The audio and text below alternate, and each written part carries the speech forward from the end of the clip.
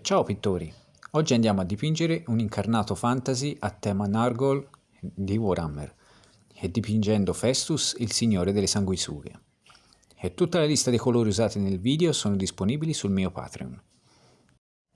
Iniziamo a dipingere la nostra base di colore con un tono intermedio formato da un verde ed un tono di pelle pallido, mischiati al 50%. Applicheremo soltanto uno strato di colore leggermente più diluito del solito e questo creerà una base di colore imperfetta e poco coprente che mostra ancora il primer nero di sottofondo. E questa imperfezione del colore ci tornerà molto utile perché aiuterà a creare varie tonalità di colore per creare un effetto butterato ed in decomposizione del nostro incarnato. Una volta asciutto, prendiamo il colore verde che abbiamo usato e mischiamolo con una piccola parte di colore nero per scurirlo. E diluiamo il nostro mix con molta acqua creando un lavaggio o filtro che andremo ad applicare su tutta la superficie. E direzioniamo le pennellate verso le zone d'ombra. In questo modo andremo ad uniformare il verde applicato in precedenza ed il nero dato dalla nostra base, come se il primer nero fosse un colore vero e proprio. Utilizzando il primo mix usato per la base, andiamo a definire le nostre luci gradualmente, applicando sottili strati aumentando gradualmente la saturazione del colore.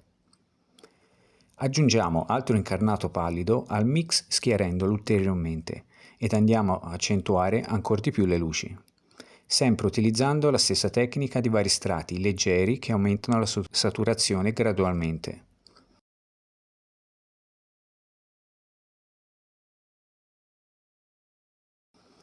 Una volta definite le luci finali, aggiungiamo al nostro mix schiarito un tocco di giallo ed andiamo ad applicare dei tocchi di colore giallo sulle luci usando la tecnica dello stippling.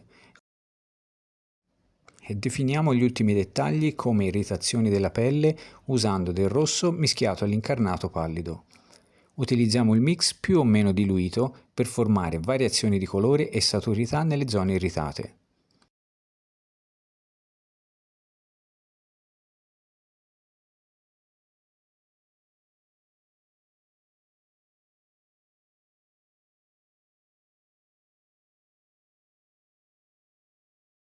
E concludiamo con del giallo applicato all'interno delle zone irritate.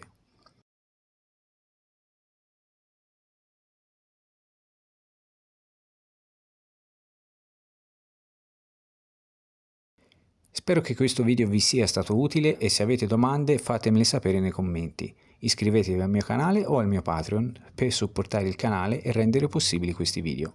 E ciao!